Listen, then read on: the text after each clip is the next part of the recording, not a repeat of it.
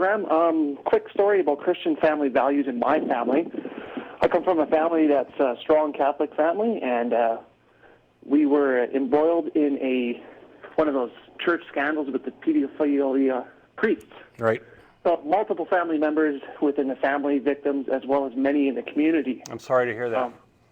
Yeah, well, it was a horrible thing, and it was brave of them to come forward, and the guy did have justice, man's justice upon him, so that was good. But interesting twist is when you have that religion and that faith so entrenched in the community, it did some interesting things. Over the years, we had many conversations with the family and myself, and finally it got to a point where, as an atheist, finally spoke up and said, it's good that we're talking about this and angry, but I'm angry on a whole bunch of different levels. I'm angry that, the family community has such a narrow focus of rage for this one particular issue, whereas the church continues policies such as, AIDS in Africa is bad, but condoms are worse. Right. Where's the rage for that immorality? I'm angry that a lot of the people looked at the individual and not at the institution and the policies that bred this. I'm angry, extremely angry, that I, as an atheist, and many of the family and community support this, that the doctrine of Christianity teaches that I deserve eternal punishment for my lack of belief, whereas this priest, who as long as he asks for forgiveness, can actually get to heaven, and the family supports this view financially and all these other things. I said, this is just, it's so immoral and angry that I just can't accept it. And I see that as an outcome of the values that this faith, this religion teaches, and it's just a shame, I find. Yeah, man, we're with you 100%.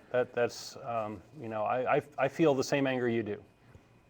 And at the end of the day, I look at it and I say, this is just what this does. This is what faith does to people and the family, divides the family. And it's bad enough what happened, but it's worse when you combine it with this religion and faith and what Christianity teaches. It's just a horrible thing, all in all. Yeah.